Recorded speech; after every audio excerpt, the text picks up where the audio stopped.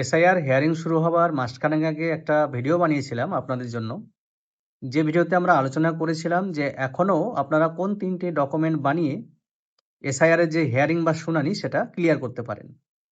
সেখানে ৩টে ডকুমেন্ট নিয়ে আলোচনা হয়েছিল: পাসপোর্ট, এসডিওর তরফে যে স্থায়ী বাসিন্দা শংসাপত্র এবং জাতি শংসাপত্র বা যেটাকে আমরা কাস্ট সার্টিফিকেট বলি।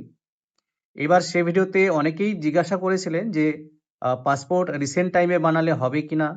অনেকে আবার এটাও বলেছিলেন যে ৩টে ডকুমেন্টের কথা আমি বলছি সেগুলো রিসেন্ট বা সাম্প্রতিক হলে হবে না, সেগুলো ১৯৮৭ সালের আগের হতে হবে।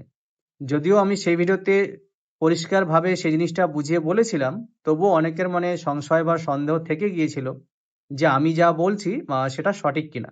এখন হিয়ারিং বা শুনানি চলছে এবং সেখানে পাসপোর্টকে সেটা ১৯৮৭-র আগে হোক কিংবা পরে হোক বা সাম্প্রতিক কালের বানানো হোক, খুবই গুরুত্বপূর্ণ নথি বা ডকুমেন্ট হিসেবে বিবেচনা করা হচ্ছে। তাই যারা সংশয় বা সন্দেহে ছিলেন যে পাসপোর্টটা সাম্প্রতিক না আগের হতে হবে, আশা করছি এই ভিডিও থেকে সেটা পরিষ্কার বুঝে গেছেন।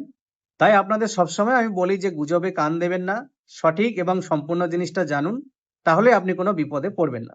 এবং সঠিক সম্পূর্ণ জিনিস জানার জন্য আমার প্রোফাইলটিকে ফলো দিয়ে রাখবেন। ভালো লাগলে ভিডিওটিকে প্রচুর পরিমাণে শেয়ার করুন।